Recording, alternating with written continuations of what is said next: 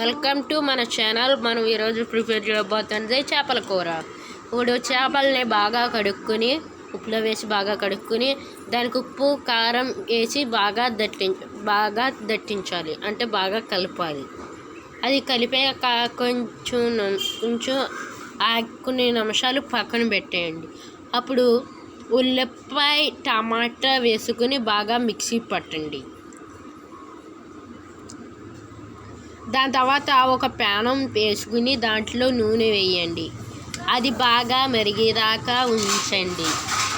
అది మరిగాక కొంచెం పచ్చిమిర్చి వేసుకోండి, బాగా కొంచెం వేపుకోండి. దాంట్లో కొంచెం అల్లం వెల్లుల్లిపాయ పేస్టు, మనం ఇందాక చేసుకున్న టమాటాది ఉంది కదా, అది వేసుకోవాలి. అది వేసుకుని కొంచెం బాగా కలుపుకోవాలి. బాగా కలుపుకొని అది రెడ్ కలర్లో అయ్యేదాకా కలపాలి. దాని తర్వాత కొంచెం ఉప్పు కారం వేసుకోవాలి.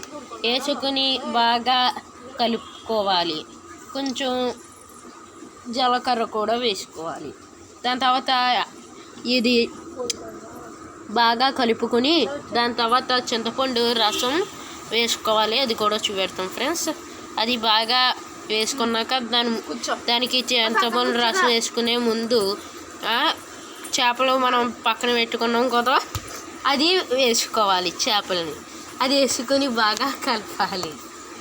అది బాగా కలిపాక కొంచెం అది ఇటు అటు కాకుండా కొంచెం దగ్గరికి అయ్యే వరకు కలపాలి.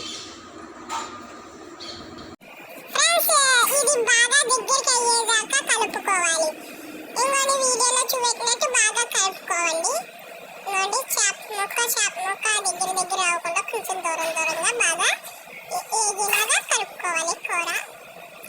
ఇవ్వండి చూడండి ఫ్రెండ్స్, బాగా దగ్గరికి అయ్యేదాకా ఇలాగా ఫ్రై చేయాలి. చూసారా కలర్ మారింది. అలా దగ్గరికి అవ్వేదాకా అలా ఫ్రై చేసుకుని ఇప్పుడు మనం టామ్లెట్ ఎన్నో తీసుకున్నాం కదా, అది రసం కొంచెం పోయాలి. ఆ రసం వేసాక కొంచెం బాగా మళ్ళీ కలుపుకోవాలి. ఆ రసం వేసాక బాగా కలుపుకోవాలి దగ్గరికి అయ్యేదాకా. అది ఓన్లీ వాటర్ వేయాలి ఫ్రెండ్స్, ఏ చెత్త కట్ట వేయకూడదు. అది చూసారా ఇలాగా అయ్యేదాకా కొంచెం లైట్గా వేసుకున్నాక మనకి టేస్ట్ కోసం కొంచెం కొత్తిమీర వేసుకోవాలి. కొంచెం కొత్తిమీర వేసుకొని అలా వేయాలి. ఇప్పుడు స్పూన్ ఎట్టకూడదు, కానీ సిమ్లో పెట్టాలి. మనం కలుపుకోవాలంటే మర్చిపోతే తీసుకొని ఇటు అటు